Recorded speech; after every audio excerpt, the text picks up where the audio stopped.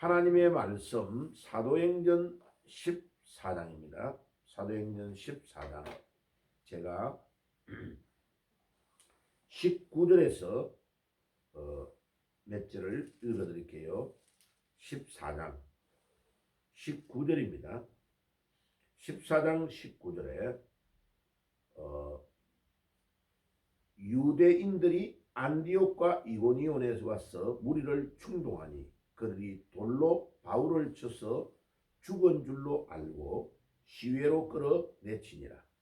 제자들이 둘러섰을 때에 바울이 일어나 그 성에 들어갔다가 이튿날 바나바와 함께 더베로 가서 복음을 그 성에서 전하여 많은 사람을 제자로 삼고 루스라와 이고니온과 안디옥으로 돌아가서 제자들의 마음을 굳게 하여 이 믿음에 머물러 있으라 권하고 또 우리가 하나님의 나라에 들어가려면 많은 환난을 겪어야 할 것이라 하고 아멘.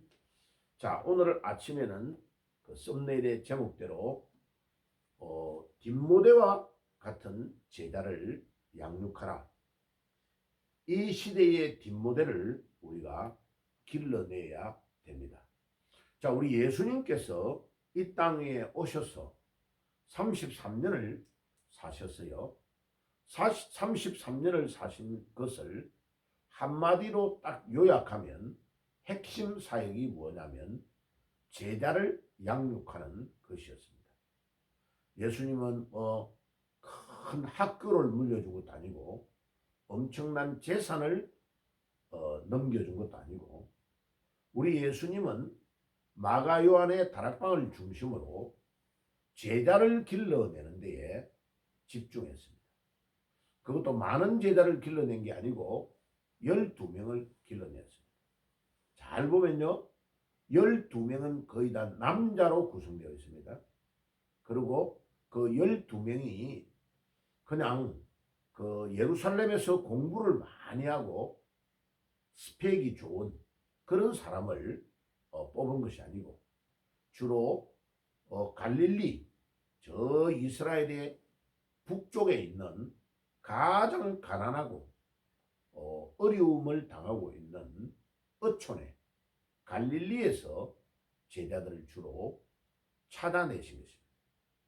그리고 우리 예수님은 그 제자를 찾아낼 때에 광고를 해가지고 찾아낸 게 아니고 삶의 현장을 예수님이 다니면서 고기와 배에서 그물을 가지고 이제 고기를 잡고 있는 어부들을 현장에서 부르시고 그 자리에서 부모와 그 다음에 고기, 배를 다 거기에 두고 예수님을 베드로와 예수님의 다른 제자들이 예수님을 따르는 그 장면을 우리는 복음서에서 볼 수 있습니다.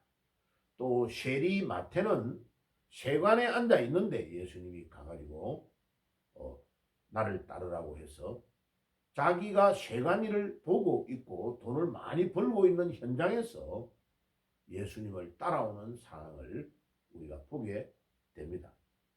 자, 그래서 우리는 예수님을 닮아가야 되는데 예수님이 하신 이 제자 양육에 우리 삶을 가장 집중해야 됩니다. 자, 초대교회의 인물 중에서 제자를 가장 잘 기르고 양육하고 사역했던 인물이 누구냐면 사도 바울입니다.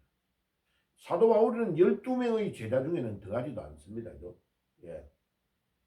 그 당시에는 예수님을 핍박하고 예수 믿는 사람을 잡아 가두는 데에 가장 앞장섰던 이 바울이 다마스커스, 시리아의 수도인 다마스커스로 가다가 부활하신 주님을 만나서 완전 변화되어 그 예수님의 발자취를 따라가는 데에 가장 훌륭한 사역을 했던 인물이 바울입니다. 오늘 우리가 읽었던 사도행전 14장의 19절부터 그 본문에는 바울이 튀르키예에 있는 저 중국 가운데 있는 지역, 약간 산악 지역에 거기에 루스드라라는 성이 있었습니다. 루스드라에서 일어난 일을 기록하고 있습니다. 루스드라에서 바울이 자기가 만났던 부활하신 예수님을 전하니까 바울을 따라다니면서 방해하는 세력들이 바울을 잡아서 돌로 쳐 죽은 줄 알고, 돌멩이를 던져가지고 얼마나 맞았으면 죽었다고 생각하고 성 밖으로 이 사람을 던져버린 겁니다. 그런데 하나님의 은혜로 이 바울이 살아나서 다른 사람 같으면 참 더럽게 재수없다 하고 먼지를 털어버리고 다른 데로 갈 것인데, 바울은 다시 이 루스드라 성 안으로 들어가서 복음을 전하고 제자를 찾아내고 양육하는 일을 계속하게 된 것입니다. 자, 이 루스드라에서 누구를 만났냐 하면은 사도행전 16장 1절에 가보세요. 사도행전 16장 1절에 가보면 이제 이 루스드라에서 중요한 인물을 만났다는 것을 이야기합니다. 바울이 더베와 루스드라에서도 이름에 거기에 디모데라 하는 제자가 있으니 그 어머니는 믿는 유대 여자요 아버지는 헬라인이라. 디모데는 루스드라와 이고니온에 있는 형제들에게 칭찬을 받는 자니. 보세요.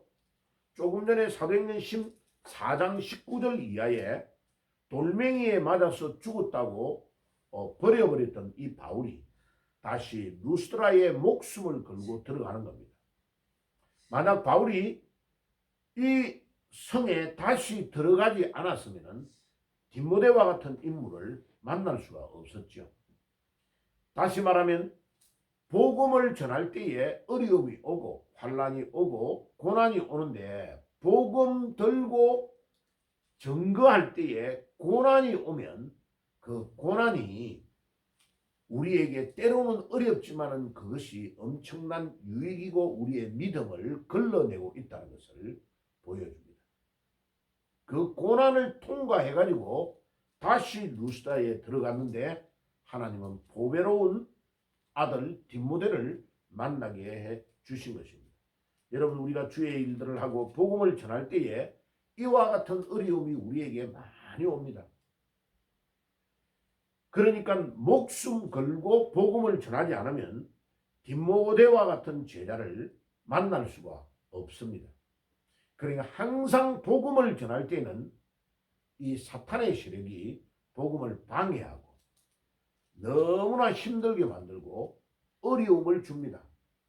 복음을 전할 때에 이 어려움을 주는 모든 것들을 극복하고 이겨나가야 여기에 디모데와 같은 사람을 만날 수 있다는 것을 우리에게 주님께서 가르쳐주고 있습니다. 그러니까 바울의 이 목숨 건 루스드라의 이 투쟁, 돌멩이에 맞고 다시 들어가는 이 놀라운 목숨 건 복음의 결단과 사역이 없으면 바울은 루스드라에서 디모데와 같은 인물을 만날 수 없었을 겁니다.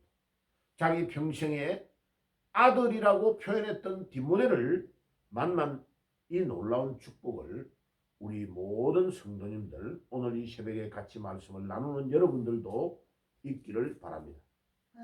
그리고 이 디모데는 조금 전에 사도행전 16장 1절 2절에서 읽었던 대로 어머니는 유대인이고 아버지는 헬라인입니다. 이방인이라는 거죠. 그리스 사람.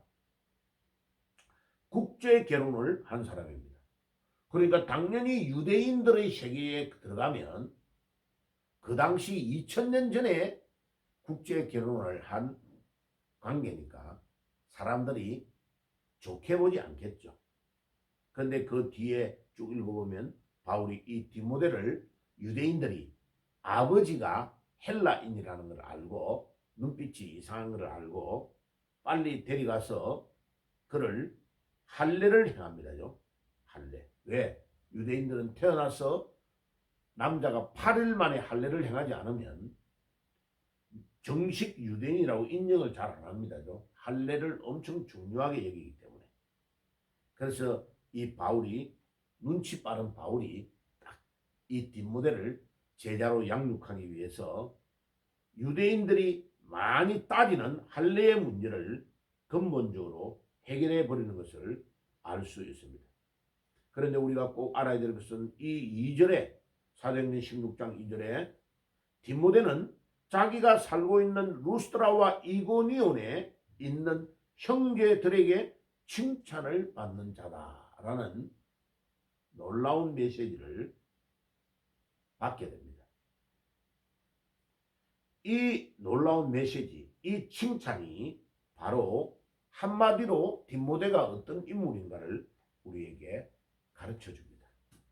그리고 디모데후서 1장 1절에서 5절에 보면 그 디모데는 깨끗한 양심으로 조상 때부터 섬겨오던 하나님께서 하나님을 섬기는 그 가정에서 자라난 것을 우리에게 가르쳐 줍니다.